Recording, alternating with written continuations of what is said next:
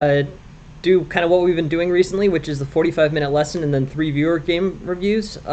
We should be good to go on that. I was thinking this lesson we could take a look at kind of strategic middle game strategies. Yesterday we did tactics.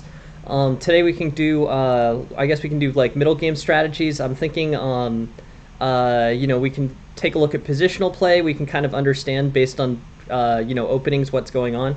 I was thinking we could try, we could try something that's sort of arbitrary, but I was thinking, what if we just took a look at like one of the top players on the server, right? So I just wanted to make sure that we could do this using a route that was kind of available to everyone.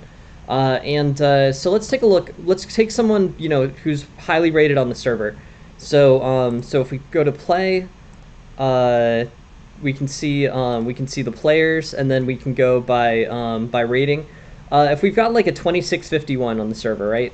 This is a strong player, if we go to their name here, we can basically pull their name, look up their games, and find out exactly how exactly what type of games that they're playing on any given day. This isn't something that's particularly challenging. This is really just I don't know why mine is glitching. So let's take one of these GMs instead. So let's take like GM Barzanella. Okay, so this is a strong player. We know that they're strong. We know that they're playing sound games. We can take their game and we can try to understand based on the opening theory and try to predict kind of what type of strategic plans they'll go through. We can pick like one of these. So I was thinking this guy. I don't know why it's just jumping to challenge. That's strange. But anyways, or let's try Angry Twin. That's an easy to remember name. Let's pick it. Go to their games. So Angry Twin. Look up their games. So completed games. And then let's just like pick one. Let's find one where this person who's an IM was playing a GM. I'm sure they do on a regular basis, so we can find one easily. So let's look at this one, and then let's take their game and let's go through and see kind of if we can predict from like a from a middle game strategy point what what ideas they'll have. So this is a GM versus IM game. We picked it for free off of chess.com. Easy to see, this this should be something that we should be able to tell. So e4 g6.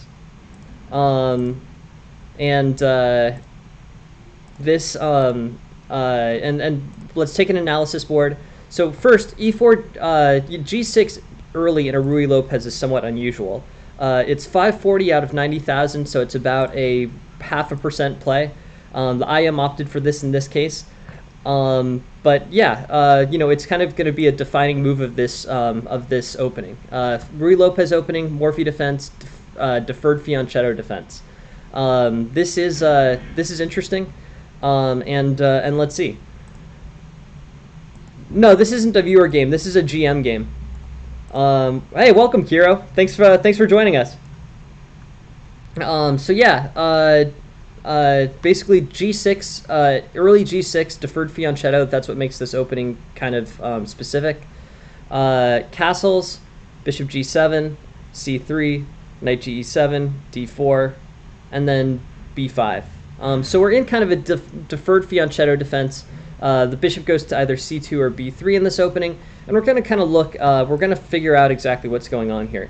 So if we're doing this, if we're doing this opening, if we're doing this analysis, opening theory, yeah, no, so I guess I was thinking formation of middle game strategy here. So now we've exited the opening, we're kind of in, where basically the opening becomes the middle game. We're kind of later in the opening book because there is this divergence with G6 and bishop to C2.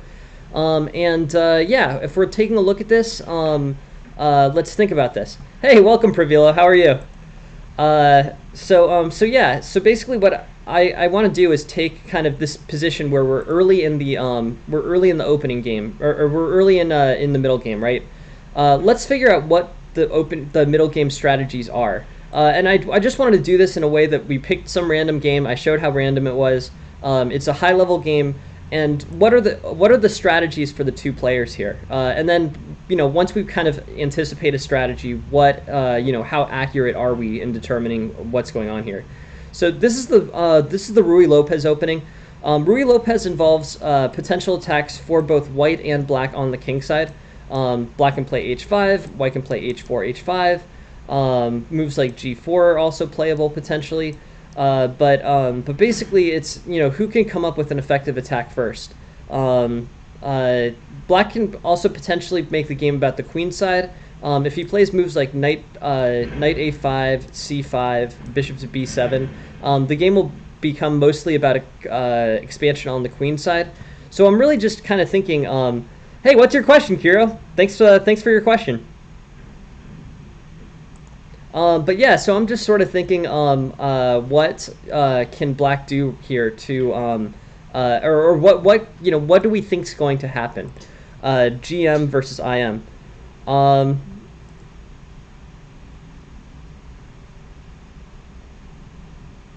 Well, I mean, we're getting to a pretty high level on that last night, Kira, where we were going through survival, survival level. But I guess I would say chess tempo. Chess tempo has untimed puzzles. Chess tempo has the it's not timed. It's basically kind of as slow puzzles that are they basically even out to what they think your rating is in tactics. So chess tempo is pretty good. But yeah, so in this situation, what are we looking at? This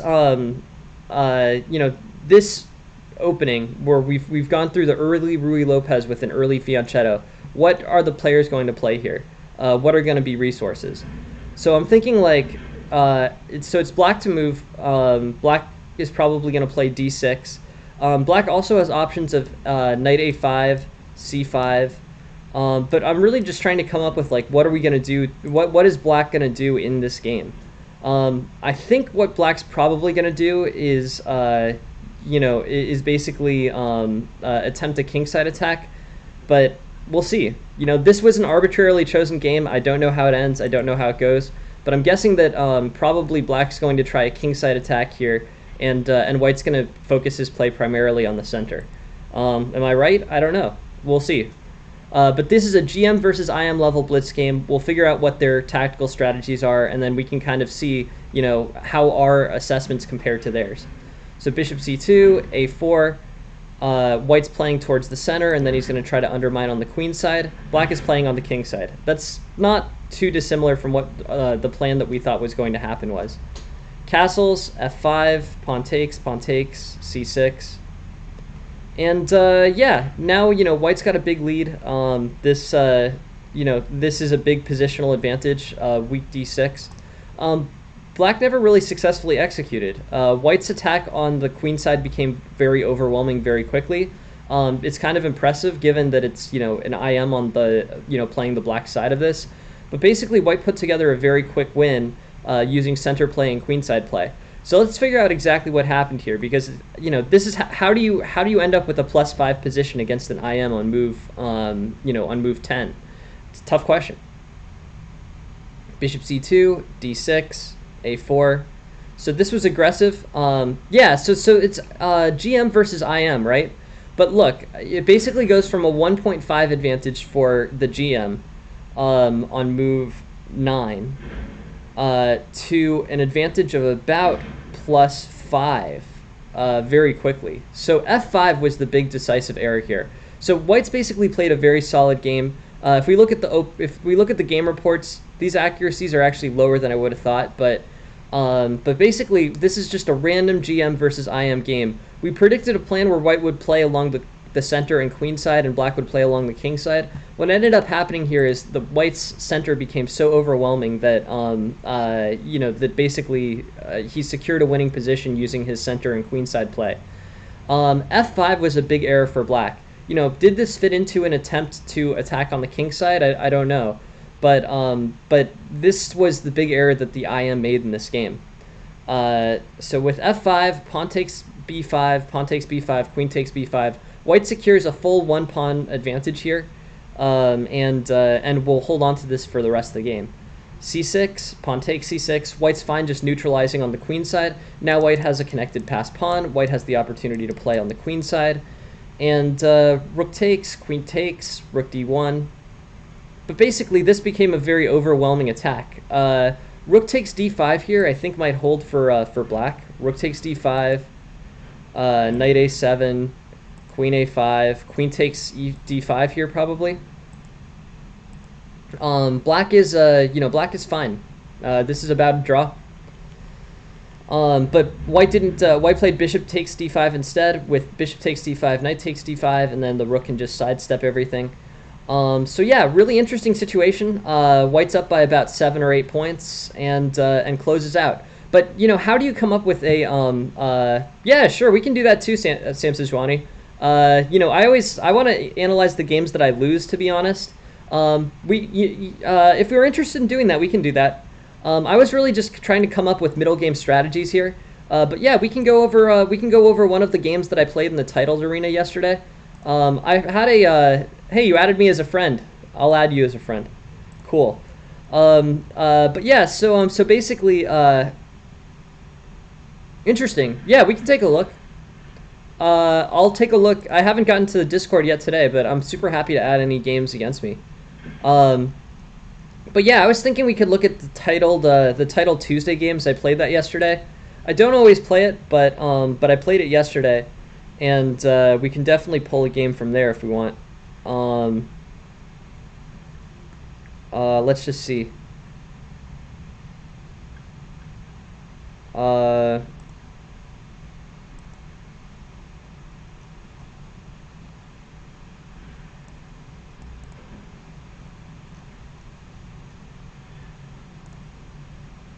I don't know. Would you rather see games where I won or lost?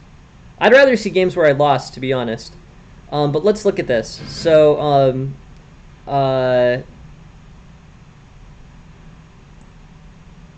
actually, I want to look at this one. This one's kind of interesting, because I think I was winning in this game, and then I lost it. So this might be helpful for me to kind of review. So I'm playing white here. D4, C4, E6, F5, knight F3, knight F6, knight C3, bishop to B4. So in terms of opening theory, this is a pretty classical Dutch line, right? Bishop to B4 is the most common line.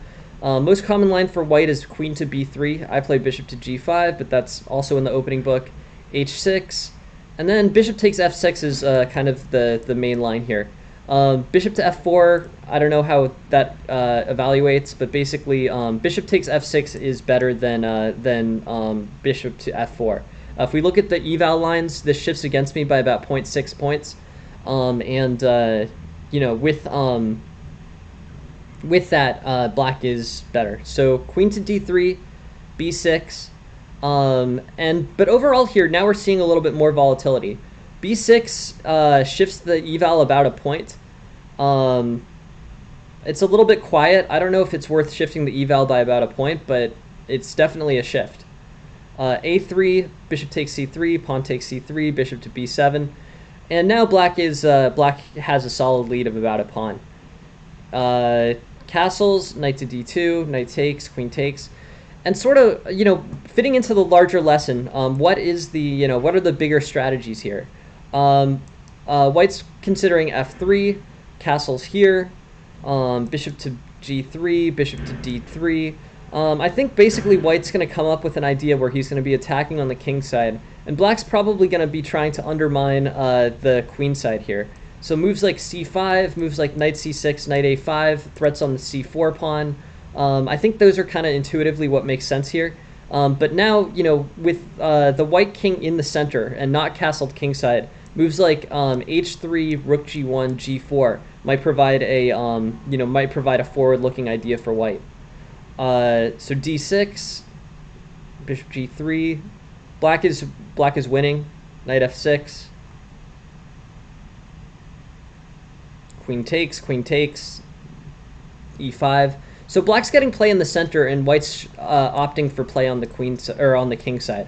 I'm thinking that maybe D4 could be a tactic here, but D4 pawn takes on white's D4, pawn takes D4, pawn takes D4, pawn takes D4, pawn takes D4, And then on bishop takes d4, maybe rook to e1, but overall, I think white will end up winning the f3 pawn in this case. D5. Okay, so D5 is a committal move. This does secure the center for white, but it comes at the cost of weakening the C4 pawn. So this is kind of the best move that I could come up with in this situation. This basically blocked off the center. E4, pawn takes, bishop to E2, bishop to A6. And then, white has to sort of decide how to do this. Queen G6 could potentially be helpful. That'll secure an attack on the king side. The bishop appears to be pinned to C4. You need to be careful about that. But rook to F4, rook A1, rook takes, queen takes here. I think this should be a reasonable plan for white. But overall, the position is relatively close to equal. Black has a pawn structure advantage. But white might be able to clip this pawn on the e-file. This pawn is very isolated. I think potentially this could be a point of attack for white. It would take maneuvering to get to it, but if the pieces get traded off in a later middle game, early end game, this e4 pawn could become a big liability. This c4 pawn and c3 pawn for white are liabilities too. Pawn takes. E3, so this pawn now becomes even more extended. Basically, as an isolated pawn becomes the more extended, right? The weaker its defense gets. So it becomes easier and easier for white to kind of clip this pawn using his king, queen, and rook. Rook to d1, rook to d8. But here, really, black's making some kind of errors. Queen to f6, h3. H3 is slow. Queen to f3, I guess, is better. But kind of the goal of I was thinking the goal of h3 would just be to move to queen f3 on the next move, then play g4 and begin expanding on the king side. If the king can get over to the defense of this pawn or to attack this pawn, it could be a supporting piece to win the d4 pawn. h3, rook e7. But black basically makes some errors here. So the best for black here was to go to bishop to c8. Let's just look at the computer line for a second. Bishop to c8, rook to d3, queen to e7, queen to c6. And this sort of organizes black's pieces better. The rook has to move off of the d3 square. So that was the best middle game plan. So, in the broader context of this lesson, I was thinking this broader, basically bigger middle game plan. But it looks like bishop to c8, bishop to f5 has become the best middle game plan for black here. This knocks this rook to uncomfortable squares, and that will provide a good tactical idea for black. That never happens in this game, but that's what the eval is pointing towards when judging this position. Rook to e7, king h2, king h8, queen f3.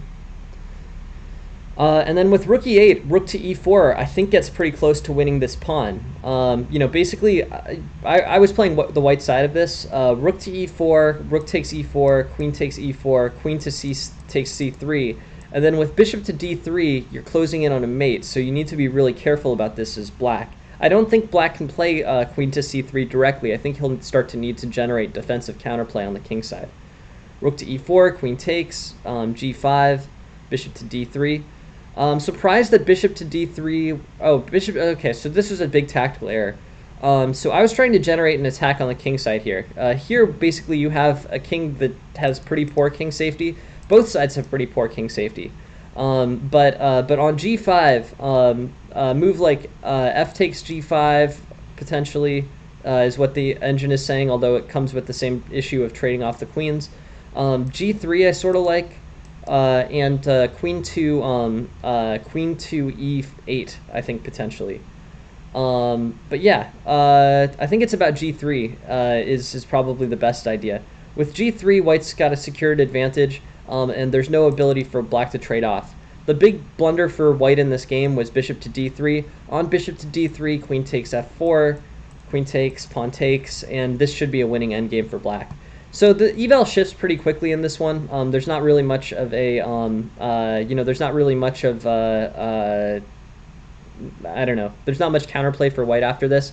But overall, it was an interesting game. I think the plans were well formed. And it came down to a tactical blunder, queen takes f, allowing queen takes f4 and trading off the queens in a simplifying way. So yeah, b6. So basically, let's look at this opening again. This is a relatively mainline Dutch. Bishop g4 is not the move. The move is queen to b3. This is kind of interesting. It's not generating kingside play on the on the Dutch. It's not generating kingside play here. Bishop g5, h6, and yeah, a3 pawn takes. But basically here, black has a lead of about a pawn. Knight d2 undermining. Knight d2 threatens the pawn on e4, and when this trades off, it comes down to a relatively equal position. Black's looking a little better. His pawn structure is better. He has this unshadowed bishop. White's going to need to play moves like f3 before he can develop the bishop comfortably because the g2 pawn is hanging. And yeah, f3.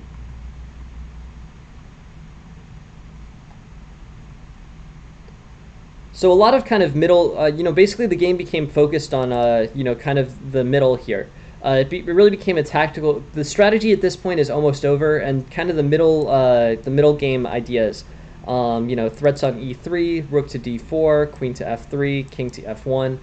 This is going to end up being a situation where white has chances to win the e3 pawn, but black has chances to advance the e pawn. What about bishop to c2 instead of queen to d3 in the opening? Good question. Yeah, let's take a look at Anch for sure. So bishop to f4, by the way, is not the correct move. The correct move is bishop takes f6. This shifts the eval. Bishop takes f6 is the book move.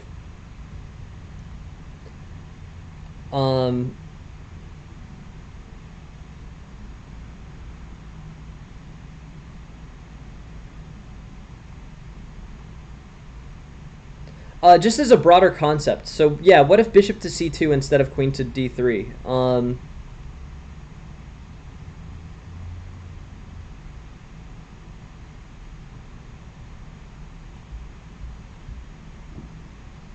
Yeah, so I mean that's a different way that that white can basically put pressure on the center. We can try to look for lines that involve bishop to c2. I'm sort of curious about this, but yeah, bishop to c2 should be able to directly confront plays on the d4 square. That's a big part of this Anch. Basically how to bishop to d2. Yeah. So queen to b3 and bishop to d2 are the two main lines here.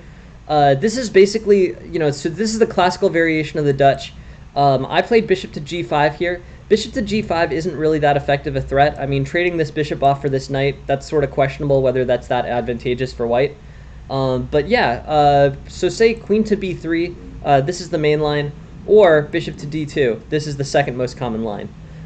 These lines both kind of, make this knight not pinned.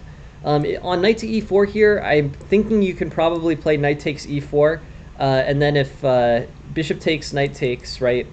So if bishop takes, then knight takes d2, and if pawn takes e4, bishop takes b4, pawn takes f3, e takes f3, winning a pawn. So yeah, those are the two main lines here. In terms of naming the opening, I'm not sure if it matters. Queen to b3, bishop to d2, neither is kind of a specifically named idea, but they're both going to provide effective defense on this c3 pawn. Queen b3 is option number 1. Bishop d2 is option number 2, but basically white's looking for an opportunity to offset the knight on e4. An effective way to do this is bishop to g4. It's a little bit of a blunt object, so bishop to g4, h6, bishop takes f6, and then basically, with that trade, queen takes f6, e3, and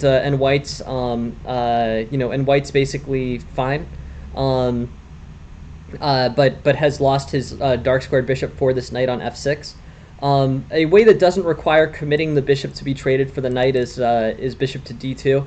But they're both fine. They're both kind of main lines, both accurate, and both more accurate than what I played. Bishop to g5, not, does effectively stop this this knight to e4, bishop to b3, or bishop threatening c3 tactic. This is an effective defense to that, but it does require basically, committing to trading this bishop off on f6. I'm a little bit curious about h6, bishop d2. I don't know if that's stronger or weaker than an immediate bishop to d2, but that could have been tried in this game as well. Anyways, bishop d2 is a healthy square for the bishop to be developed again on. If this bishop takes on c3, the bishop can retake with the fianchetto. And overall, I think it's pretty good for white. Castles, g3, b6, bishop g2, bishop b7, castles, queen e7. And now white's looking solid. It's basically a mainline opening. No kind of structural, inefficiency. This bishop is facing off against the bishop on b7. But overall, white's looking fine. This turns into something that looks like a pretty common Dutch type position. You can play moves like knight to d5, on knight to d5, bishop takes g2, king takes g2. Basically, white's better. It'll be an interesting game. It will be mostly about how well white can, press f3, e4, and undermine the strong Dutch center here. d5 also becomes a kind of playable tactic for white in some of these Dutch openings that might be playable here. But bishop d2 is just a standard, standard neutral developing move. It's a really good question, Anch. Thank you very much for asking it. Everybody, feel free to ask as many questions as you want to do with the game. I'm always happy to answer them. But yeah, basically, bishop d2, in the same way that this game involved a3, bishop takes c3, this bishop takes c3 move is better for white in a context in which white has the bishop on d2. So going forward, we know that in terms of eval perspective, bishop g5 is much weaker than bishop to d2. My bishop to g5 idea, this is one of those situations where basically I was thinking about kind of what the opening theory might be as opposed to what makes intuitively the most sense. And bishop to g5 basically commits this bishop to trade for this knight on f6. It's not particularly strong. Bishop to d2 faces off against this bishop on c3, and with that, things are fine. So interesting situation. Bishop d2 is also a very effective developing move. We can look at other games in this opening. Queen to b3, queen to b3, queen e7, g3, b6, bishop g2. But a lot of these kind of Dutch openings are going to involve facing off this g2 bishop against this b7 bishop. One of the things that's thematic about the Dutch is that the light squared bishop for black becomes very weak, right? Because you have e6, you have f5 played immediately, and often e6 played as well. So finding the right diagonal for the light squared bishop is a common theme to the Dutch, and the light squared bishop in the Dutch should be playing to b7, as opposed to working along this this c8 diagonal. It's just blocked off on this this c8 to h3 diagonal. So in the Dutch, the light squared bishop frequently comes to b7 or a6. But yeah, so this face off of the two light squared bishops, that's a very common Dutch thing to happen. In terms of determining queen takes here versus bishop takes, queen takes is better than or queen takes versus pawn takes. Queen takes is better for maintaining the pawn structure. This is another trade that comes up frequently in queen's pawn openings. Is it better to take with the queen on c3 from b3, or is it better to take with the pawn on b3? It's frequently the queen. Maintaining the ability and the structural integrity of the pawns on the queen side, that's very important. So black can come up with ideas like castles, but this overall ends up being a stronger way to play because it maintains the integrity of the queen side, basically the white queen side. Hey, thank you very much for the follow, Luhangen. Thanks for joining. So yeah, this is a really important concept in the Dutch. Basically, should with the queen on b3 and the bishop taking on c3, which piece should take? With the queen already on b3 and with that move possible, queen takes c3 is better. Queen takes c3, and you're sort of supporting the, you're supporting this pawn structure. Moves like b4, c5 become possible, and this threat of knight to e4 is not very effective. You can pretty quickly move back to queen to c2, or d3 if you want. On this move, which is really the reasoning, which would be kind of any of the reasoning against playing, against playing queen takes c3, you can very easily deal with this with either queen e3, queen c2, or queen d3. They're all fine. So white's basically up by almost a pawn here. Anyways, interesting situation, and really interesting question by Anch. If anyone else has theory-related questions, we can take a look at them. But yeah, I can take a look at another one of my games from yesterday. Again, I'm interested in looking at the ones where I lost. The ones where I lost, I think, are way more instructive, to be completely honest. So I want to spend some time on those. Let's see.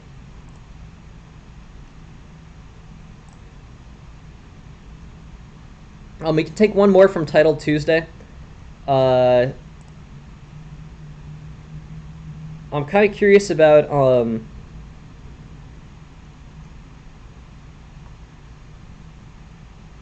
sorry about this. Let's see. I'm kind of curious about this one that I played yesterday and lost. It was oh,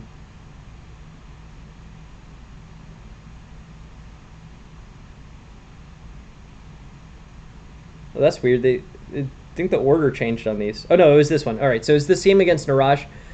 This one was interesting. So basically, I'm playing as black here. I lost this game. Bishop to g5. Bishop to g5. This early Trumpowski, right? Looking at moves for black, there's a few different options. Knight to e4, e6, and d5 are the most common options. I played a d5. I want to see if I can transpose this into something that looks more like the Grunfeld. I do this with d5, knight to c3, bn d7.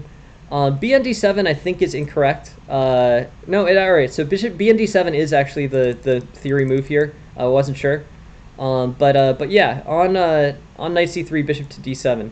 Instead, e3. I don't know this theory as well. This is not the most common move for white here. E3, and then c5. The immediate threaten of the d4 pawn is the most effective for black. D5 is still on this list though as one of the alternatives. C6, but C6 is much more passive than C5. Makes sense. This immediate challenge does look objectively better. If we take a look at the analysis here, C5 has an analysis of minus 0.04, and C6 has an analysis of 0.29. So against this Trumpowski with D5 against an early E3, you might as well challenge the center because white has not challenged the center. Makes sense. Knight to D2, H6, E takes, bishop to D3, and I assume we still have some opening theory moves here. E takes, bishop to D3, and then bishop to D6. This immediate development of the bishop to D6 threatens on H2. That's better for black. Pawn takes, knight takes, bishop to C7, queen to B3, castles, A4, B6. And here I think white's just sort of looking fine. White's got 2/3 of a pawn. Bishop to G4 is good. Knight to E1. Knight to E1 is a little bit passive. Better was probably H3 and just accepting the doubled pawns on the F file. But here, basically, black has good lines for his bishops. Still a very complicated game, about equal and with chances for both sides. But we've kind of transposed into a relatively equal middle game here. Queen to D6. Queen to D6 is probably a little superficial. G3 doesn't really help black that much. So playing the Queen D6 move, threatening the mate in one, that's probably not the most effective way to play. G3 doesn't. The consequences of G3 are not that serious for black. So bishop to H3, knight to G2.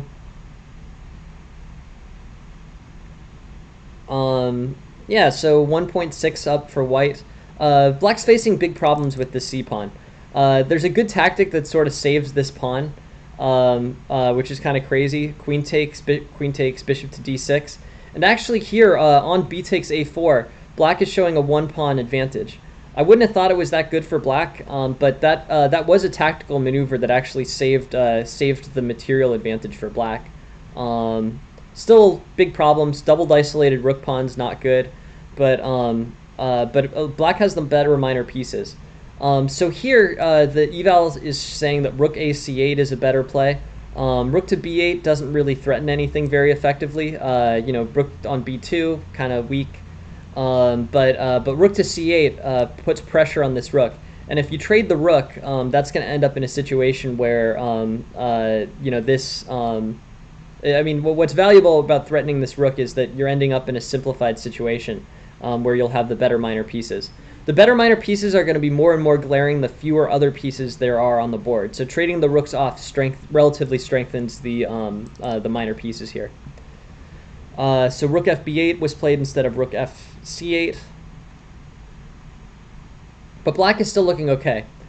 The move here is rook to b7. Rook to b7. The issue with rook to b6 is, this is a more limited mobility for this rook. This rook can't really move to the side here. In fact, it's really stuck on this angle. Yeah, some definite tempo going on here. Yeah, I'm thinking rook to b7 is probably better. Rook to b7 and this rook can have some kind of resources moving side to side. Rook to b6 and nothing. No way to move side to side. So this ends up hanging in exchange, and then black's situation quickly deteriorates after the exchange is hung. But it was an interesting game, interesting middle game. So here basically, c5, so we know for future reference, c5 is a much more aggressive and sound attack against the Trompowsky. This is interesting. c6 instead, knight d2, h6, bishop takes, pawn takes. Basically black's looking fine. Here, white's, I guess, got an edge of about 0.4. But it equalizes after the c4 pawn is traded off, and now black just it's a very equal position, but black is slightly better based off of better minor pieces. So I'm thinking in terms of how to have improved this game. The main errors for white, a6 was inefficient. a6 also weakened this pawn structure. a6 is pushing for b5, but a more effective way to push for b5 is probably like rook to b8. Sort of curious about, no, rook a b8 doesn't work. Oh, right, because of this pawn. Queen to d7 maybe. But b5 seems like a good resource for black. b5, bishop to e2, bishop e6. And now, yeah, c5. This tactic played out well for black. That was kind of tricky, but black doesn't really hold this. I'm sort of surprised that the eval is so good for black. I would figure these doubled isolated rook pawns would be a big liability, but yeah, rook a1, rook b8, fine.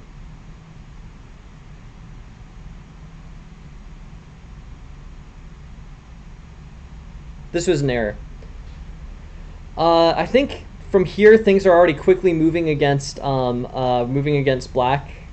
Bishop takes c4 is probably a better strategy.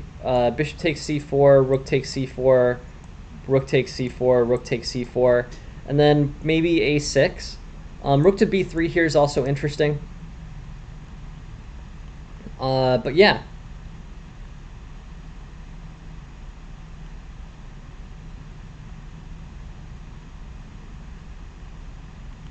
Yep, it was better to trade off the bishop pair there. Interesting. This also was a better tactical response for black. Rook takes, rook takes, rook takes, rook takes, rook b3. On this, rook to c6 is the response for white. But yeah, that would have maintained equality at least. Anyways, it's an interesting situation. Very good games that I played in the Titled Tuesday. Strong players, yeah, always a good opportunity to play them, to be honest. Some strong players, highly titled players, yeah, good playing, good blitz games. I want to move on to the game analysis for today. Game analysis, we can take a look. There's 3 games from chess.com. Thanks for the challenge, Rock. Appreciate it. But yeah, here's Drayson's game. Drayson d4, knight f6, e6, knight c3, bishop to b4. So far here, I think this is openings, relatively common opening. And here's where the deviation is. Bishop to g5, Leningrad variation. This is less common. With bishop to g5, I'm thinking things like castles, or castles is what was played in this game. H6 challenging this bishop immediately. This sort of makes a quick, basically a quick press on this bishop. G5 I don't think is particularly playable here, or it's not particularly good. Messing up the pawn structure for black, I don't know how that's really that helpful. But Leningrad variation of the Dutch, interesting. H6 instead. H6, bishop h4, c5's a move. c5, and then in this game, bishop takes f6 was played, simplifying too early, I think. After this, queen takes f6 should be better. Instead, black plays the unusual castles.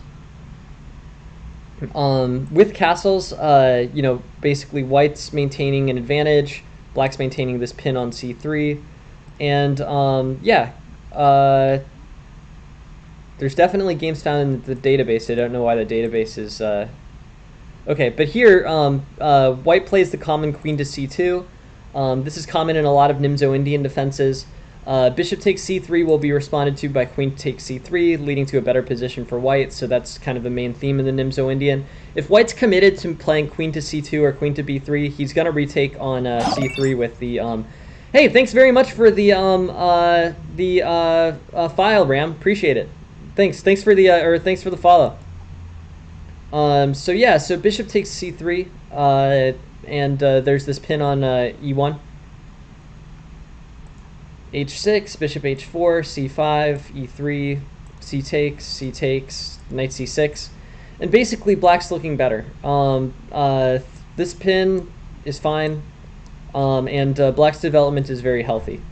Black has a slight eval edge, so overall, this trade, this basically set of trades has not been very helpful for, has not been very helpful for white.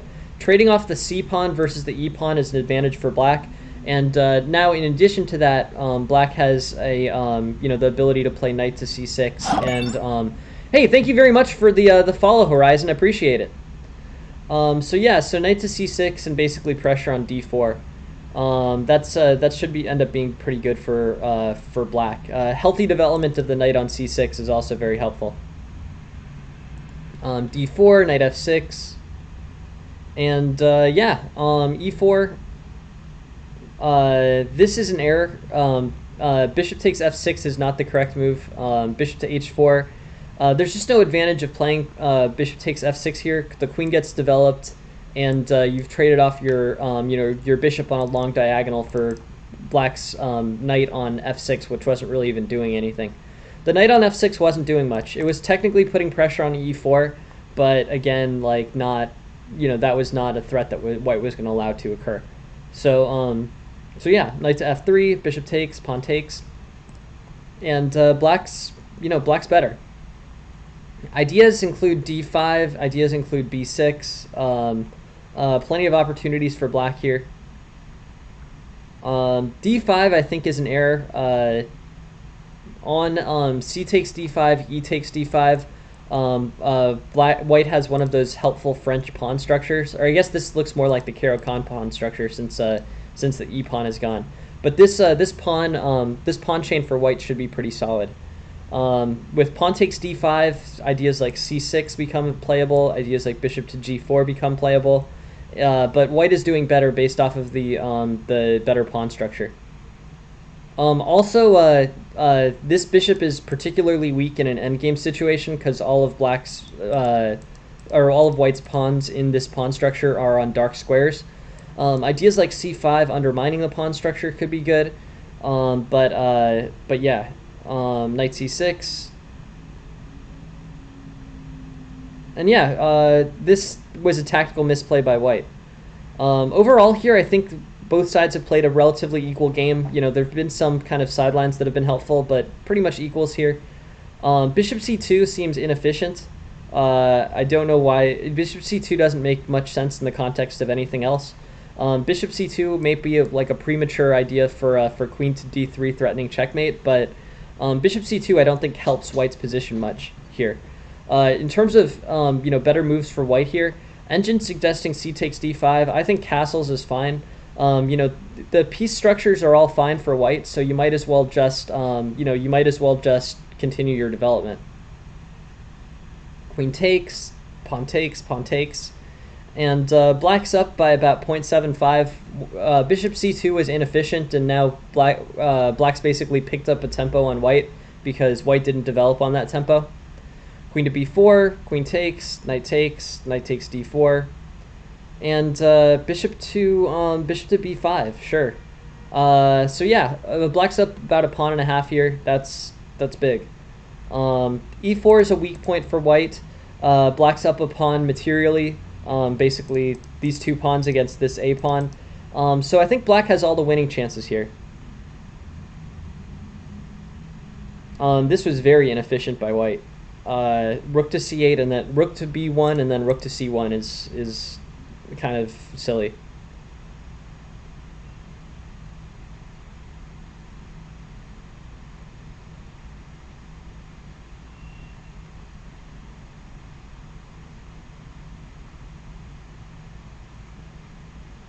Okay, and then black ends up winning in the endgame.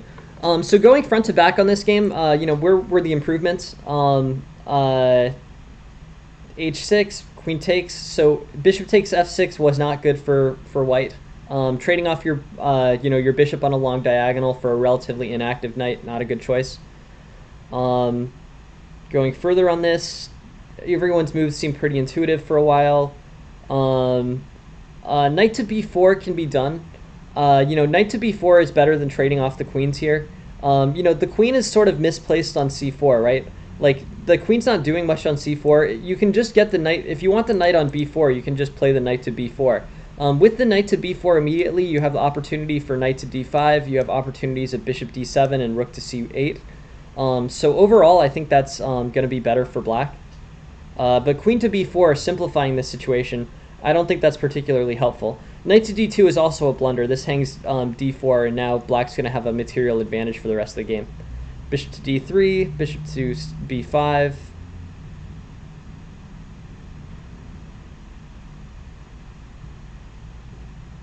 I'd play rook takes c1 here. Yeah, and then knight takes e5 looks good. But basically this ended up being way more drawish than it needed to be. If we follow one of the engine lines, we can see like rook to ac8, rook fc1. But this is going to trade off to something where black has a more kind of pronounced advantage. Getting this whole, basically exerting pressure on this c4 pin, that would have been a good plan for black. Instead, after simplifying with this bishop against, basically, I don't think black should have traded his bishop for that knight. These minor pieces are equal here, and if the bishop is traded for the knight on c4, then that's not particularly helpful for black here.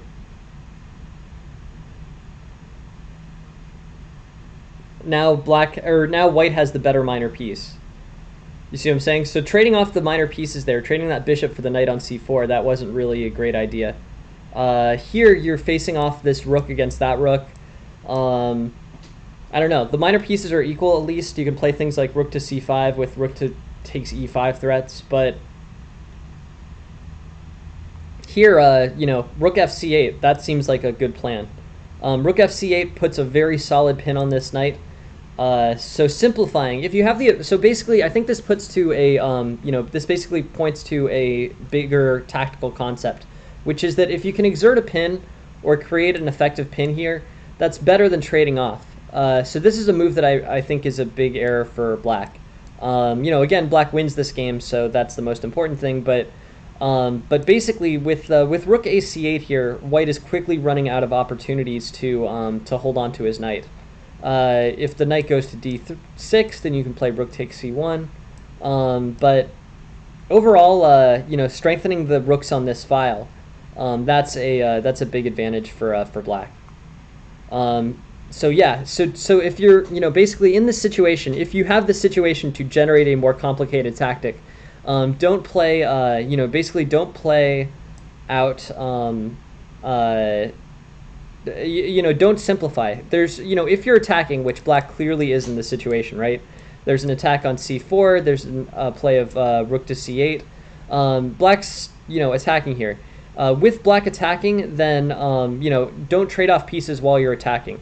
This is a opening principle that I've talked about a number of times, but if you're attacking, trading off pieces benefits your opponent because you have fewer pieces to attack your opponent with. And if you're on defense, then trading off pieces can often conclude an attack for your opponent as well. Those are the two sides of that. So here, where black is basically cementing an attack on c4 and attacking an attack on c1, a quick f rook to c8 ends up in a situation where basically black is better. This is an attack that will provide compensation for black. So black shouldn't tap out of it early by playing bishop takes c4. I just don't think that's a particularly good idea. Rook takes, knight takes, and then you're in sort of an equal endgame, which is kind of a bummer. So I think that the real decisive point of this game, still accessible here, by the way. I think. Oh no, wait, because the knight is hanging on d4. Yeah. So basically, rook to ac8. So this should be considered a bishop takes c4 is a missed win. Rook ac8. And this pressure on c4 is going to become too much for white to successfully deal with. Okay, rook takes, and black ends up winning on this good tactic. Without this tactic, black's still in good shape. This e pawn is going to create problems, and black should be able to push this and then trade off this pawn and the rooks at an opportune time, and then capitalize on a win of a pawn, probably the a pawn. But yeah, really interesting situation. Cool. Yeah.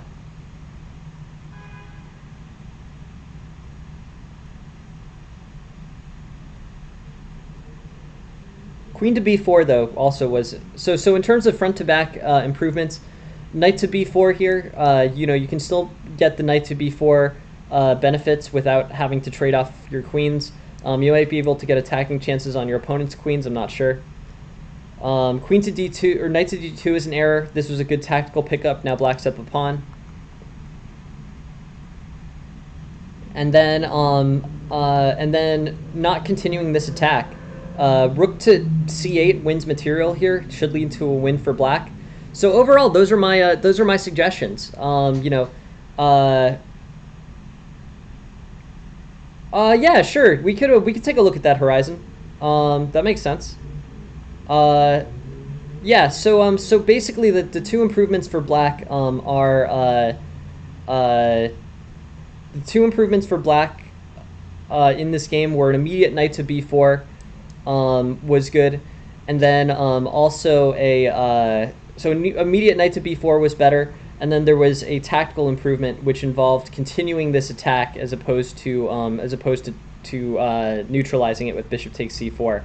On king f1, rook c8 wins the game, bishop takes c4, and you're sort of in a situation that's pretty close to equality. No, not really. Honestly, this is way more about social benefit than it is about improving for me. I get to improve a little bit just because I'm teaching new things and I'm reviewing material and I'm doing more studying than I normally would be doing.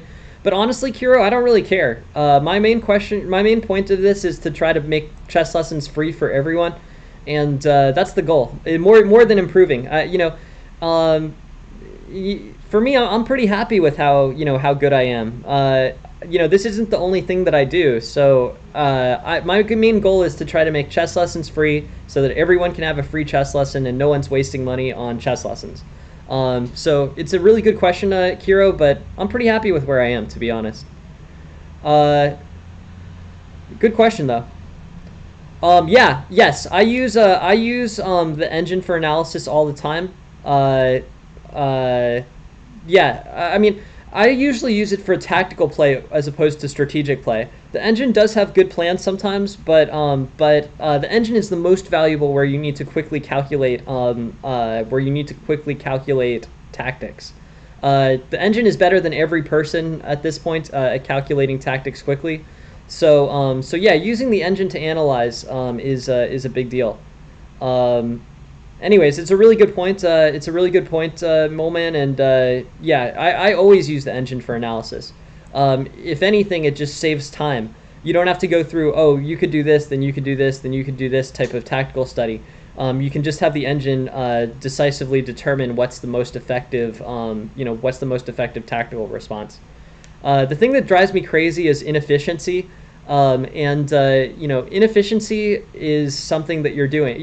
The thing about it is like, I don't really like. I mean, you can do them, and sometimes they're helpful for understanding what your opponent was thinking about. But like opponent versus opponent post mortem, I'm just not a fan of.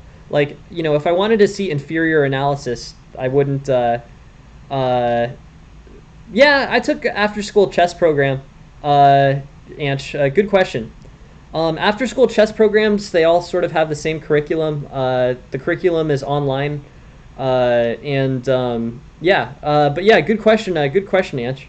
I did take chess lessons as a kid, just like after school for like an hour once a week or something like that. Um, I don't see why exactly. I'm not a huge probably not, Kiro. To be completely honest, yeah, I don't particularly think so. There's a small number of people who reach IM and GM from a relatively late point, but it's kind of a fruitless. It's a pursuit that you should do if it's fun for you. For me, it's always fun. I enjoy playing. I enjoy talking about chess. Like, this is fun for me. So hey, thanks for the thanks for the follow, AGS. But realistically, Kiro, do I think people who start late over 18 can make GM? Probably not. I don't think so. I don't think your brain has the same level of plasticity as a child that it does as an adult.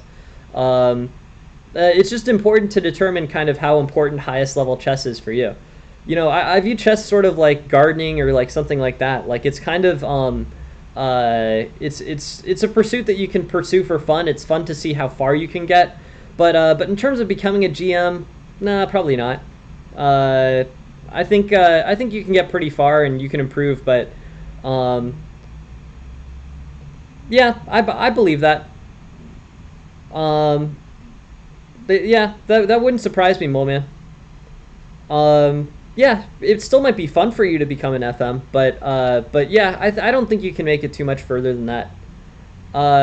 So I don't know.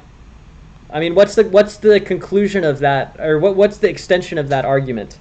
Is my question. Like, what does that imply? What are the consequences of that being the case? Is my question, Mole Man. Hey, what's up, Julio? How are you?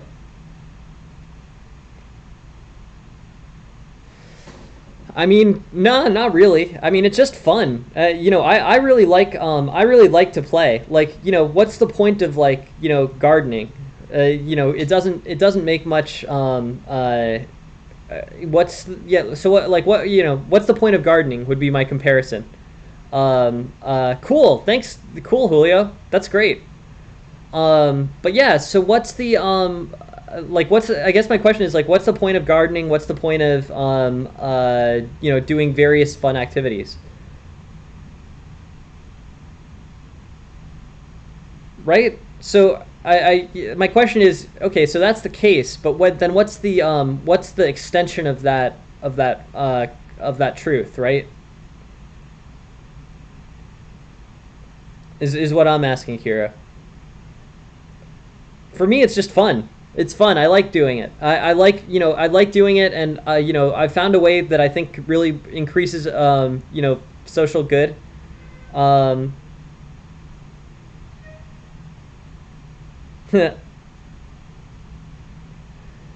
Yeah, well, I mean, but what's the point? Basically, the goal is like free chess lessons for everyone. I guess I would say, yeah, it's a big inefficiency, right? People who try to make a living playing chess or teaching chess, like, that's not really something that makes a whole lot of sense, and it doesn't really benefit anyone but themselves. So, exactly. But my question is, why is that something that people should be trying to do? That's my question, Kira. You know, it it's not really something that makes a whole lot of sense.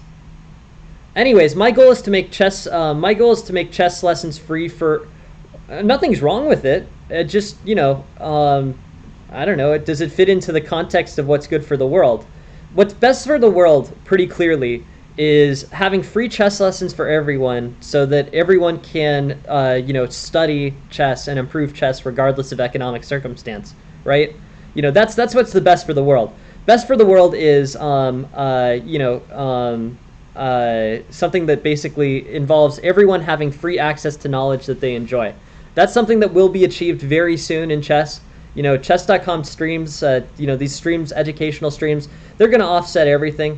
I'm really happy to be able to work on this large project, but yeah, making chess free, making chess lessons free. Hey, welcome! Thanks for the raid, TK. Thanks for being here. But yeah, chess.com streams, or chess streams, I think will offset, teaching at every level. Yeah, no. I mean, educational streams make chess accessible to everyone, regardless of economic circumstance. If chess teaching only exists as a profession to support the teachers, then I really wonder how altruistic it is, right? Like, if it's just a kind of a way of hustling money out of people, that's kind of not ethically great, right? Shouldn't people be doing, pursuing professions in which they're benefiting the world, or providing, efficiencies? Like, if you're just repeating, basically, I wouldn't say nothing, but I would say that, if they're paying a large amount of money for something that could easily be provided for free, then the coach is just providing inefficiency in that case. I guess I would just say that, at the end of the day, what's valuable is contributing something to society that isn't duplicated. If the coach is just duplicating something that, could easily be provided for free elsewhere, then the coach's time is spent better somewhere else, or contributing to society in some way that isn't chess. You see what I'm saying? Like, it's just, I don't know anti-chess, but what I'm saying is basically that, it's inefficient to have chess coaches who are just teaching what's online. They're just basically using chess as a medium to take money from their students. If their students can learn just as easily online as they can from coaches, then the coach isn't really adding value. They're just sort of extracting money, and that doesn't really make much sense to me. I don't know. I mean, interesting. Yeah, I should try it out, Horizon. Good question. But if chess coaching as a general policy is just used as a tool to support coaches and not to benefit children or whoever, students, beyond the extent that the internet can, I would say close, and I would say give it a shot at least. One-on-one coaching might be more helpful, but it's a good question, Kira. One-on-one coaching, I think, is the only way that chess coaching can possibly compete or possibly add value going forward. But even then, I'd argue that it's pretty limited. The coach is just basically duplicating a free resource, and that doesn't really make much sense, and that's not a very altruistic thing to do, to be honest. But I'll talk about this at whatever length you want. I think it's just adding inefficiency to a system and not particularly helping in any way. Free lessons, I think, are the way that this will go going forward. I think it won't take too long till this happens. And, the benefit of the world is people will have much more time, The coach's time is no longer wasted duplicating material that's free available online. The coach will be able to do something that actually contributes. That's my take on that, and I'll talk about it at whatever length you want. If you guys are interested in talking about it, we can make it a just talking about chess stream. That's always cool with me. But yeah, duplicating things that are free doesn't make any sense. It's not efficient. It's not a good way to be. And people should be finding ways to contribute to society. Anyways, that's my take on that. Good question, Kiro. Thank you for bringing it up. I'm always happy to talk about it. I have strong opinions on this topic, and I think they're pretty logical. So, anyways, thanks for bringing it up. Here's Ansh's game.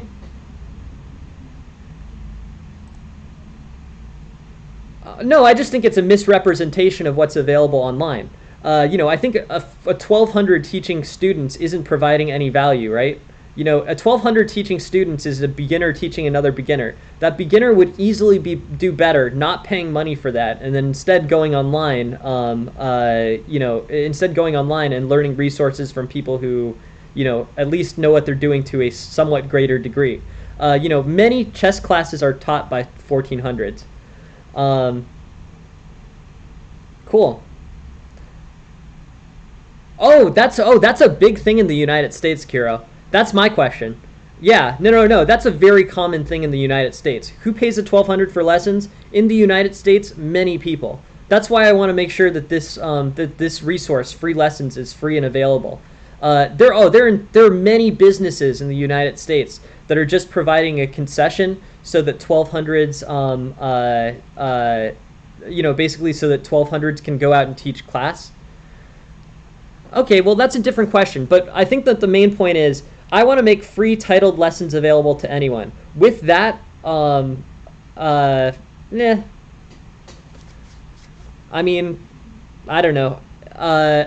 Money is not the goal. I have my own business that I'm happy with. It's unrelated to this stream.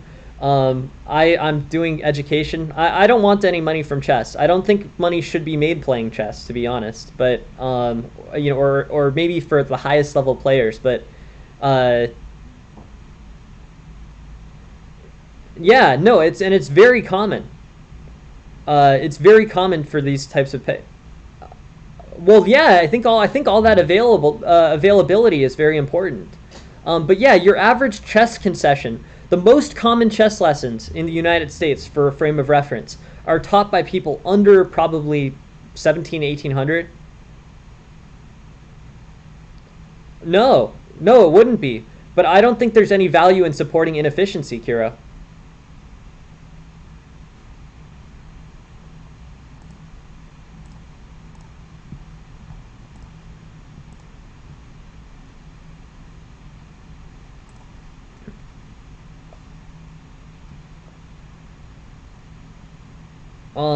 Anyways. Right, yeah, but then why are you paying for it, Mole Man? That's my question. It's misrepresenting to say that you can't easily learn those things online. A much better system would be like an after-school chess program where a teacher who's already on payroll plays a video of the opening principles, and no outside party gets paid and takes money from the school. That's really my nobody. Yes, I agree. That's what I'm saying, Kiro. Nobody should pay money for that, and yet people in the United States pay money for that very frequently, and with budgetary constraints in the United States, I think that's a problematic thing.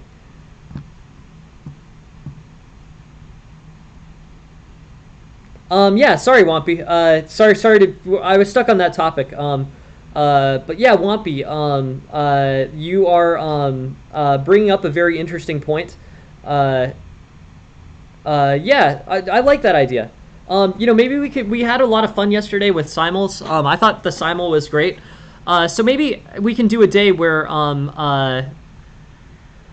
I don't know, but whether teaching is a skill or not, I mean, there are very complete videos, free resources available online that would very easily replace bringing an outside party into a school and having people be charged for that.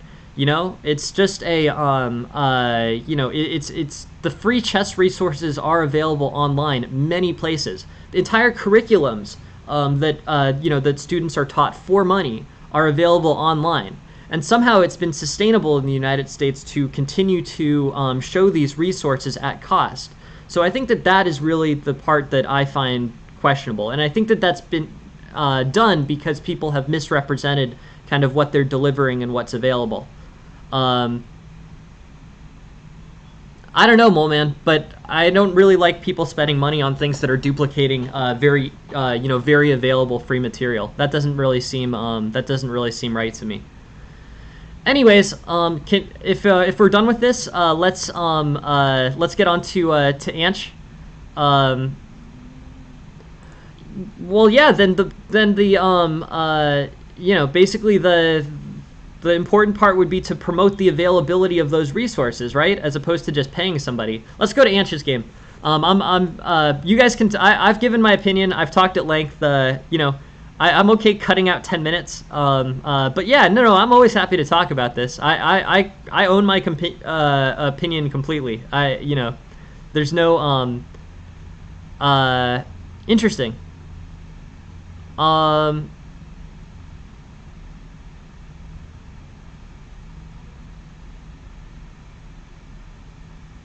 Yep. Anyways, d4, d5, c4, pawn takes c4. This is a very early pawn takes c4, queen's gambit accepted, right? e3, knight f6, bishop takes c4, sure. e6, knight c3. This is this is basically an interesting question. So, this is a simul game against an FM. Okay, cool. So here, knight f3. Knight f3 is basically knight f3 is the main line. Knight c3 is also fine. It's really a transpositional thing. Knight f3, we should be in a pretty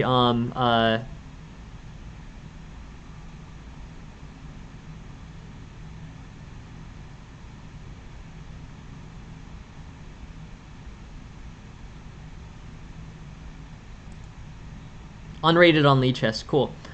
But yeah, yeah, I think this is a old variation of the Queen's Gambit accepted. I think this ends up in a situation where this basically these piece developments, I think they end up pretty good for white. Castles, it's overall just a very healthy position. This basically ideas like e4, e5.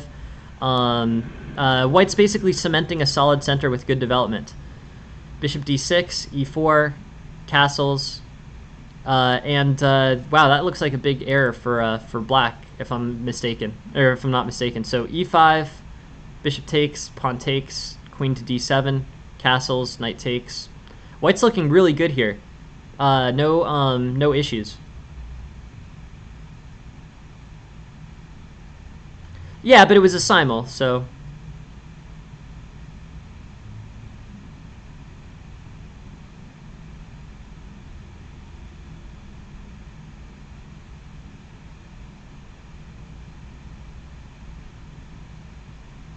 Oh,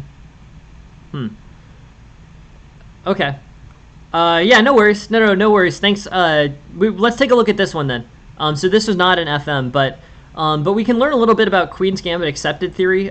Queen's Gambit accepted, I think, is pretty interesting.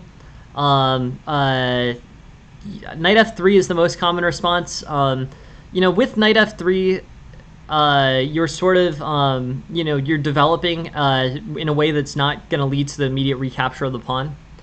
e3, knight f6, bishop takes c4, e6, knight to c3. Yeah, I guess I wouldn't get too fixated on move orders here. This is a situation where there's going to be a lot of transpositions and not too many direct attacks. So in this kind of early queen's pawn game, you basically have there's not really a huge incentive to continue with there's basically not a huge incentive to like start an early attack or anything like that. You can basically just develop your pieces, get control of the center. Queen's Gambit accepted generally tends to lead to good positions for white. This is an example. White's center is just much better than black's here. Black can't even play c5 because knight c6 is fixing in the c5 pawn. But yeah, after castles, e5, pawn takes, knight d7, and I think basically just white is better. Knight takes, bishop to e2 was better than bishop to b3, but overall, this just looks like a solid game, Anch, to be completely honest. Yeah, 95.7 accuracy, very solidly played. The inefficiencies that they're giving you in the move order, I think are not anything to be concerned about. From here, white's just up a pawn, has a better center, and in general, this sort of demonstrates why, how flat a Queen's Gambit accepted can be. Why was the queen trade bad? Good question. Honestly, not too bad. It doubles the pawns is the answer. Queen takes, and then knight takes f3, and then white's pawn structure is doubled and isolated. That's it. Trading queens, I don't think was any problem. I think you have a good position before that, and I think you have a good position after that. So that was the question.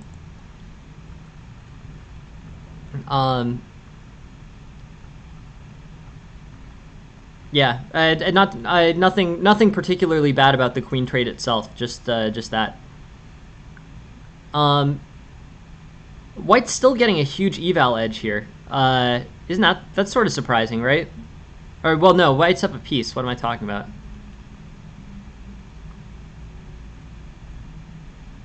Yeah, so this early e4 trade.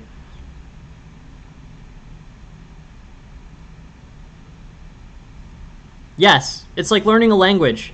You have better learning ability at that age, Kira.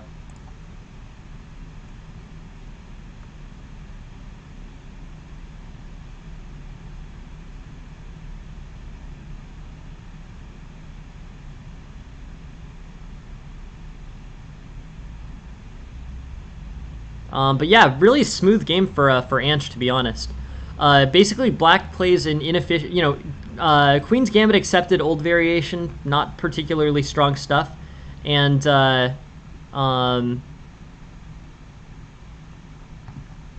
so yeah, and then basically e3,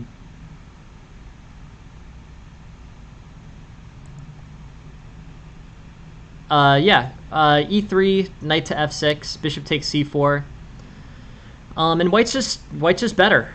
This situation, I think, is I think this is really just a strong, solid win for Anch, to be honest. I think by e5 the game's sort of decided, and no real problems.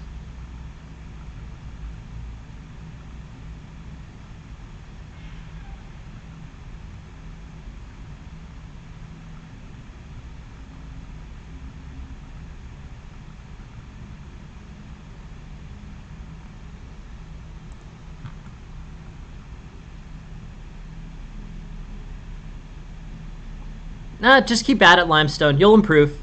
Yeah, just lots and lots of practice. The longer you do it, the better you'll get at it, I'm sure. But yeah, in this situation, I think Anch played a game that was pretty close to perfect, to be honest. The only inefficiency that I really saw was queen takes d8, knight takes f3, and no, it was just a win. This is just a good win for white. This was the only error, really, was queen takes d8, because it allows these pawns to be doubled and isolated. And honestly, you're up enough by this point that it doesn't really matter. So yeah, your opponent played a slightly inefficient opening. You played a 96 accuracy game, very solid. Yeah, I mean, this is a pretty game, but I don't have a whole lot to add to it. Good development in the center. Black hangs a piece.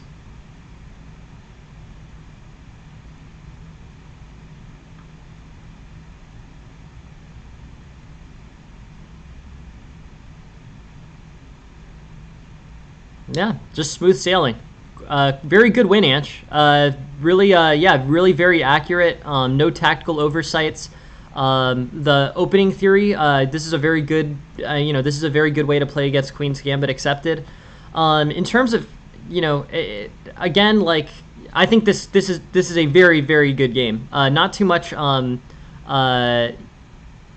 Yeah, just that queen trade, the knight takes f3, doubling, messing up your pawn structure is the question. But yeah, let's look at the rook trade.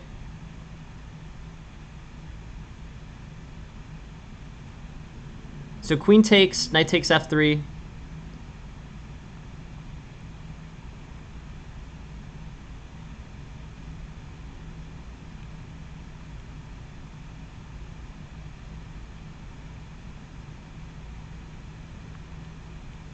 Oh, like here, rook d1. Well, yeah, okay, so here's one. So this, yeah, rook to d1, you have to be careful with this this tactical opportunity for black. That's... Let's go through and just see this. I should have seen the spike on the eval thing. Yeah, so here, rook to d1, and then bishop there. So on, yeah, no, c3, right?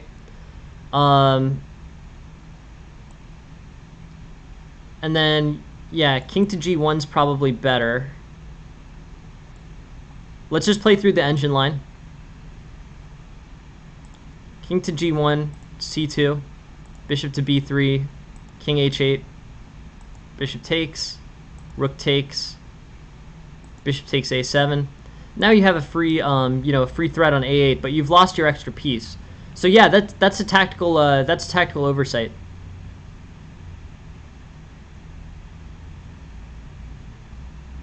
Bishop to c3 here instead. Bishop to c3 and everything's kind of, everything's kind of well constructed. So yeah, just a tactical opportunity here, Anch.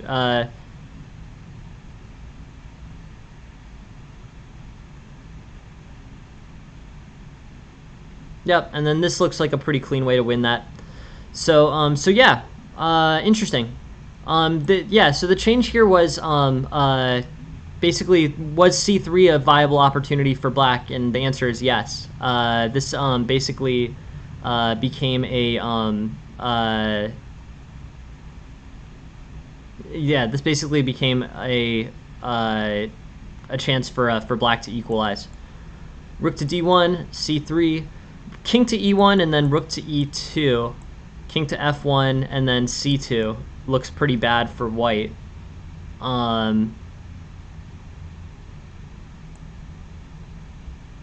Rook to e4 check wins this bishop. So yeah, that hangs back the full piece, Anch. Good point. This is tactical maneuvering here. I kind of let my guard down because I figured that I saw that you converted the game, and I saw that you converted up until the middle game. But yeah, that is a tactical oversight. So the queen trade I don't think was particularly bad, but there's just a straightforward refuting tactic on rook to d1. I guess you have to be really careful in these types of situations. Bishop to c3 and you're fine. Rook to d1 and you're not fine. So yeah, I guess the end lesson is, you really have to be tactically deliberate about this stuff. Bishop to c3, and I think you have a better opportunity.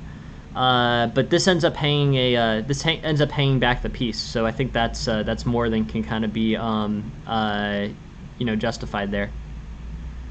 Anyways, very interesting. Thank you very much for sending it, Anch. As always, I'm always really happy to take a look at them. But I think this was really a generally very solidly played game. You have a lead of about 5 points for most of it. You get a piece up. Your opponent plays Queen's Gambit accepted, which is not the most dynamic opening, right? This ends up being just a pretty clean win. I didn't realize that it got so close. It's kind of a good testament to being as thorough looking at your tactical chances as possible. But yeah, bishop to c3 here, and white's fine. Rook to d1, and there are some issues. That's my thinking. Thank you very much for thank you very much for sending it, Anch. Really always very helpful to have more games. So yeah, awesome. Thanks for sending the game. A very solid one. Just this tactical oversight is the largest piece of that. Anyways, interesting. Interesting situation. Let's take a look at the next one. Next one's the last one for the stream, and then we'll be back. We'll be back tonight. This is Jaziel's game. Yeah, thanks. No, thanks for sending it, Anch. Really appreciate it. I think you played a good game. If you want to take a look, E3 is not the most common move. Knight F3 is the quicker way to play against the Queen's Gambit accepted. Earlier Knight F3s tend to be more commonly played in Queen's Gambit accepted. In your game, it was completely fine because they transpose exactly the same. But E3, E3 and Knight C3 tend to come after Knight F3. It turns out the same 95% of the time, but that's a difference. And then other than that, you played extremely accurately. The only inaccuracies were the ones that you mentioned. That Knight takes F3 in between move, and then so the Knight takes F3 in between move, pawn takes F3. That provided a little bit better play potentially for black. Again, you were still up +3 at the end of that, so it didn't really matter. And then just need to be very careful with the tactical positions at the end, especially where your king's on the first rank and your mobility's kind of limited. You got to be careful with that stuff. Yeah, E4. I mean, E4 seizes the center the most immediately. I mean, what Anch did worked very well. E3 is a kind of more conservative, generally effective way to regain the C4 pawn. And with Queen's Gambit accepted. I mean, honestly, Queen's Gambit accepted gives white the center. Anch did a great job with out of E3. He played E3 the way that it goes, and he got the advantage with better center and better development. So E3 is fine, just in case, but just so you know, Knight F3 is also playable and often played early, earlier than Knight C3 especially. So yeah, really interesting. Okay, cool. So we're playing B4, B4 Polish opening. Okay. I don't know much about this. Let's see. Pawn takes b4, bishop takes a1, c6, e3.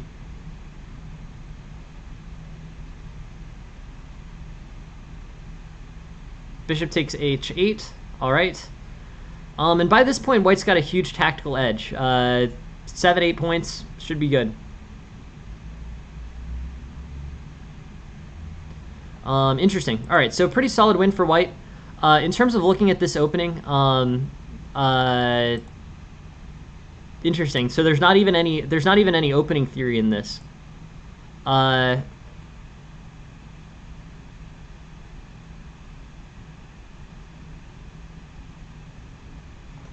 Okay, so in this unusual position where we no longer have the ability to draw an opening theory, how should both sides kind of advance here? The board is relatively unchanged from its initial situation. Yeah, Jen made those emotes. It's great. Yeah, no, those emotes are awesome. I'll have to. I don't know if Jen's on, but I think they're great. So yeah, bishop threatening on h8, knight to f3, bishop to e2, d4. But overall, I think this this ends up being better for white. This is a big threat on h8. Knight f3, bishop e2, castles. Overall, white's got a better position. The center control that white's getting off of this bishop on a1 is definitely considerable. I don't know if either side... I don't know. I mean, I'm wondering if black could make an idea out of being the quicker party to take over this a file. But overall, this is just a very atypical position, so we have to kind of think about it. Knight to f3, bishop to e2, castles, d4, c4, and knight to d2. I think white's just going to be better. Yeah. I don't know. I guess with this in mind, I'd probably, if I was in white's situation, I would probably start a kingside attack. Maybe hold off a few moves. You know, I think the most immediate thing for white to do is probably just to get developed. But I think that a king's, you know, obviously queenside castling is not going to be available. So the king is either going to be in the center or he's going to be on the king side. With that in mind, and with his bishop already oriented towards the king side, you might have good opportunities as white to attack on the king side. Things like knight f3, bishop e2, castles, c4, d4, knight d2. This is going to be a good situation for white. White's going to be able to seize spatial advantages here. Probably knight f3, d4, c4 is the best way to secure a lasting spatial advantage for white. I'm thinking knight f3, bishop e2, castles. But anyways, it's really interesting. You know, this is a very unusual position, and but yet one that's pretty equal. So so overall, very interesting. The game sort of ends when bishop takes g7 becomes available. White gets up a full rook, and the game kind of just sort of concludes. But if we look at the early middle game position from you know, from a Polish opening, the ideas here, and tying it back to kind of my thinking on what this lecture should be, you know, middle game theory here. You know, work with the most distinctive part of black's position. This king is stuck in the center, or this king is stuck going to the king side here. And, you know, with that in mind, you know, you can play bishop e2, castles, d4, knight d2, but be prepared for an attack on the king side. This king's safety is bad. It doesn't have a very natural opportunity, which is queenside castling, available to it.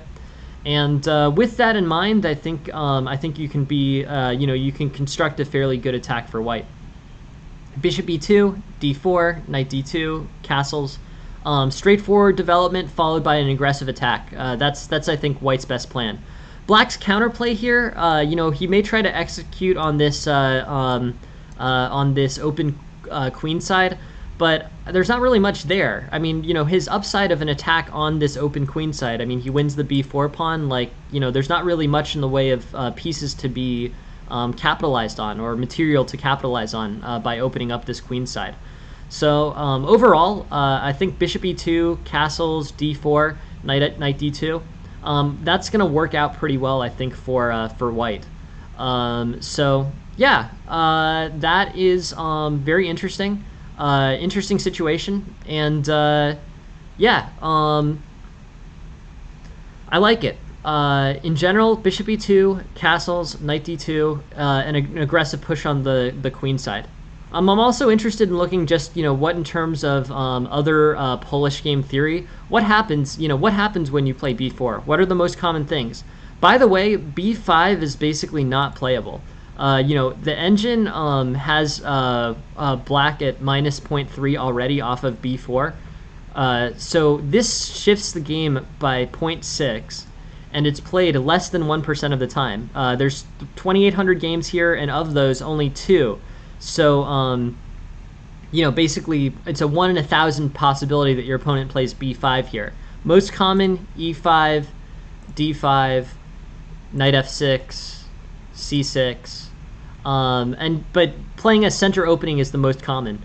With the symmetrical b5 here, you're breaking that opening rule that I came up with, which is a difference of a 0.5 versus the most optimal play, and less than 1% of the time. So b5 should not be in your opening repertoire for b4. You should be playing moves like e5, d5, knight f6 are probably the 3 that are the best. Let's just see on e5, bishop b2, bishop takes b4, bishop takes e5, knight f6. In this situation, hey, welcome Lunacat. Thanks very much for joining the stream.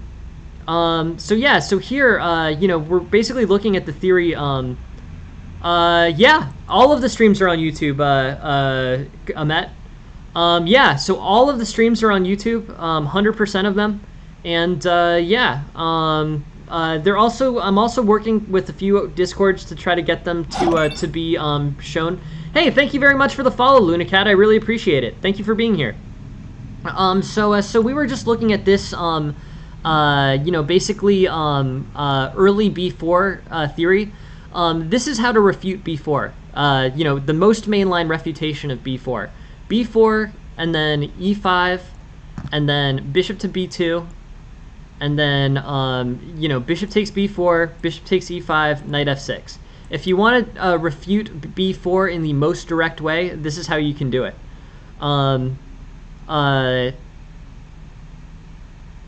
Yeah, I think that's right. I mean, you're talking about the white side of the Polish opening, right? d4, c4, that's probably best for white. But knight f3, castles, e3, d5, bishop e2. This is pretty straightforward. Basically, black has taken the d5, and white's ideas, are probably castles, c4, d4, but supporting the center. So yeah, it's an unusual opening. I've seen it over the board a small number of times, but b5 is not the right move. Other, very straightforward ideas, knight f6, bishop to b2, e6, b5, d5, and white's looking fine. e3, c5. This is sort of a much less balanced way for white to play, or for black to play against it. The most direct response, and one that gives a good good edge on the eval. e5, bishop b2, bishop takes b4, bishop takes e5, knight f6, and yeah, and then with knight f6 you're fine. This is good. Knight f3, castles, e3, d5. Black's looking fine. Did Magnus played 1b4? That's interesting.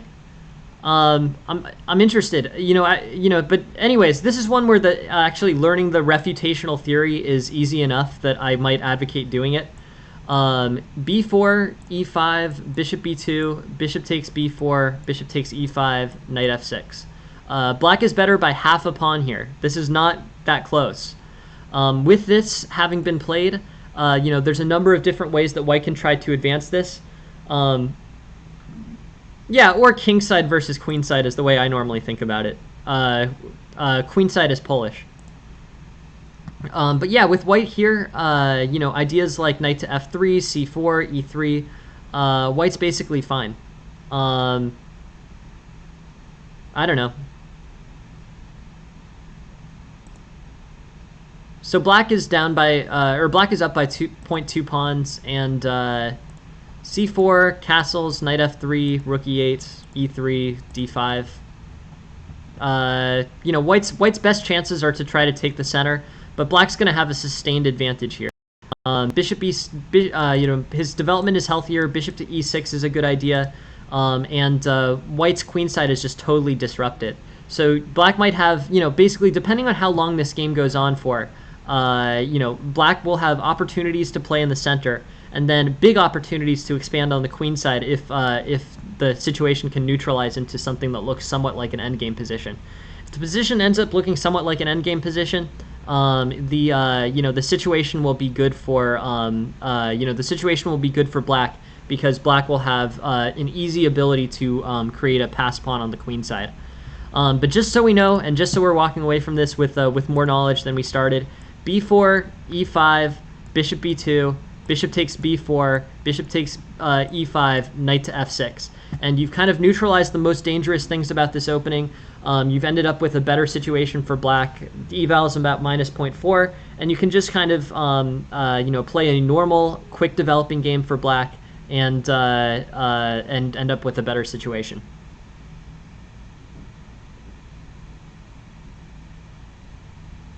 Yeah. I mean, yeah. The English is probably, the best flank opening, queenside flank opening idea. Opening up with e4 b6 or d4 b6. I forget which one is the English and which one's the Owens, but if you play against b6 there, that's something where you can get a good development, or basically you can get relatively good development, play kind of a modern type game, and be okay if you really like the queenside bishop diagonal. Queenside bishop diagonal is a little bit weird. It's not as common as the kingside bishop diagonal. Good question. So you've both asked good questions. Ahmet and TK both asked good questions here. Is black ahead in development?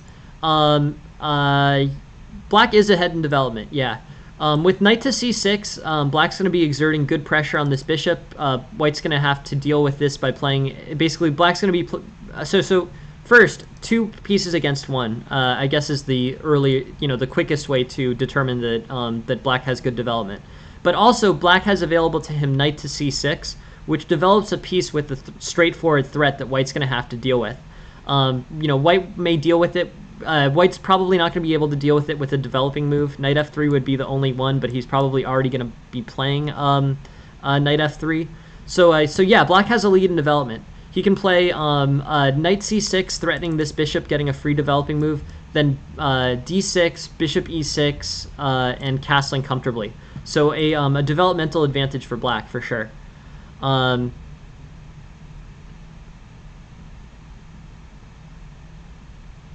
Yeah. So yeah, you're right about that, TK. This is a free center. C3, bishop e7, d4.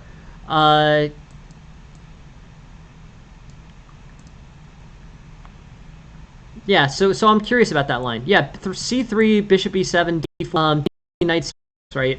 That's the first response to that, TK. Is the English opening so advanced? So yeah, so knight to c6, bishop takes f6. I mean, if you can force the bishop to trade for a knight, then black's going to be way ahead in development. White has a better center with... So basically, in the line that you've provided, TK, white secures a basically pretty good development yeah.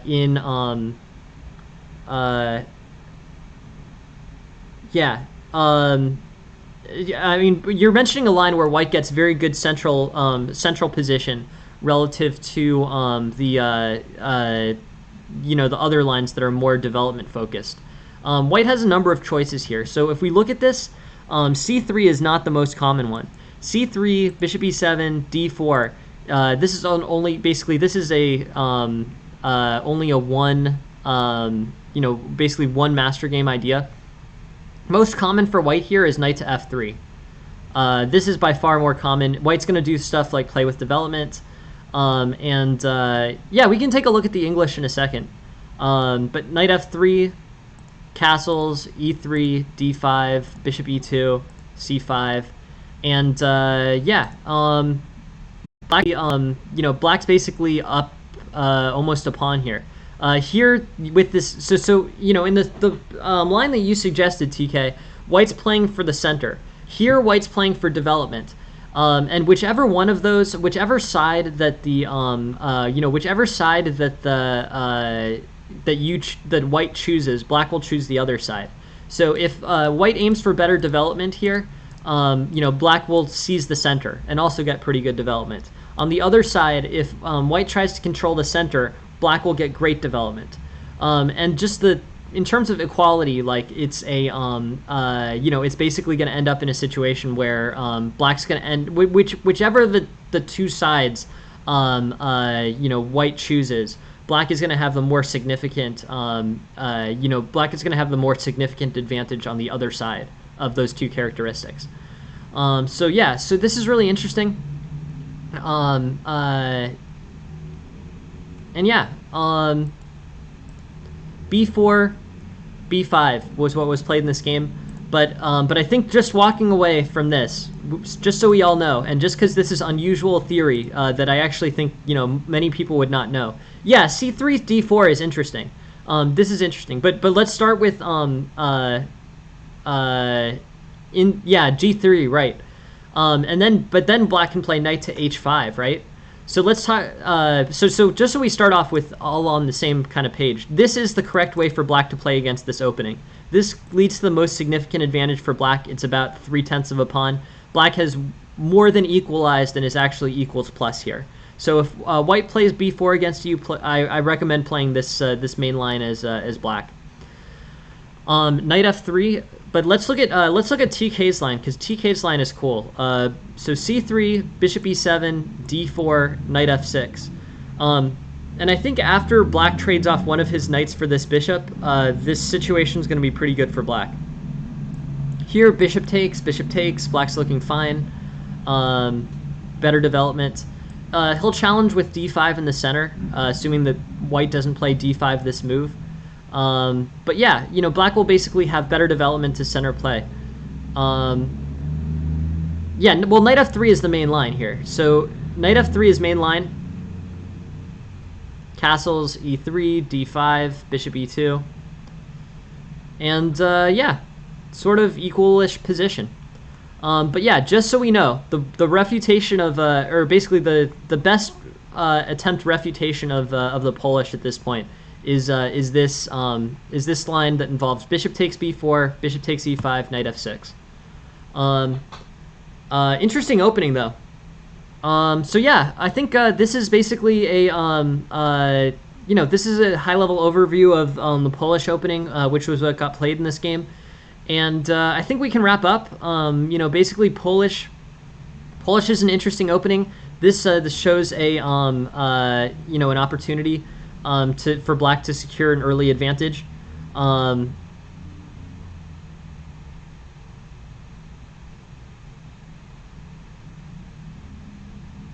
Yeah, that's an interesting idea, Kiro. There's an interesting thing about some of the programs that were made out of Peshka. There's a program called Peshka, which is basically a client that includes CT-ART as its most popular module.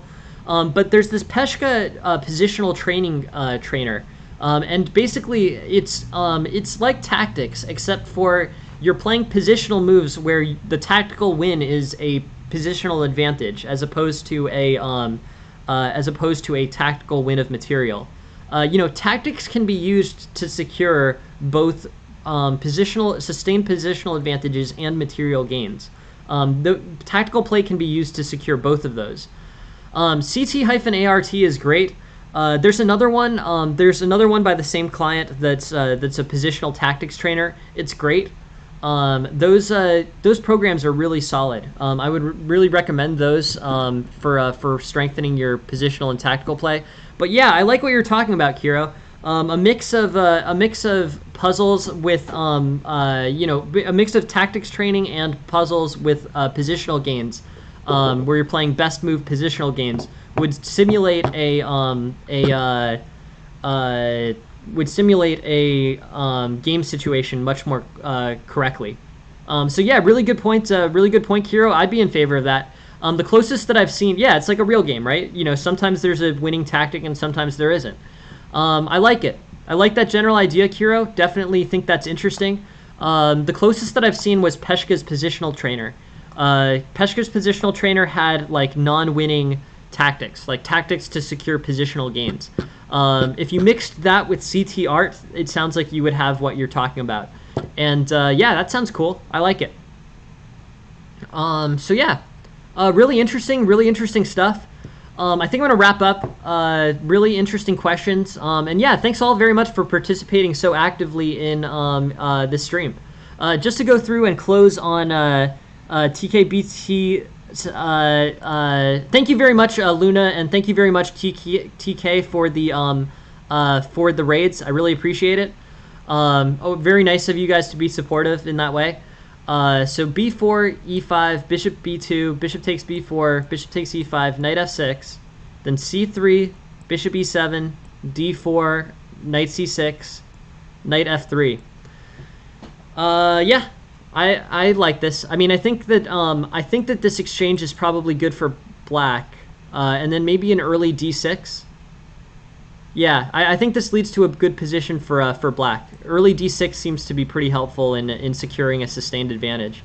But I think, yeah, you can diffuse the the best way I think to diffuse this Polish game is just to play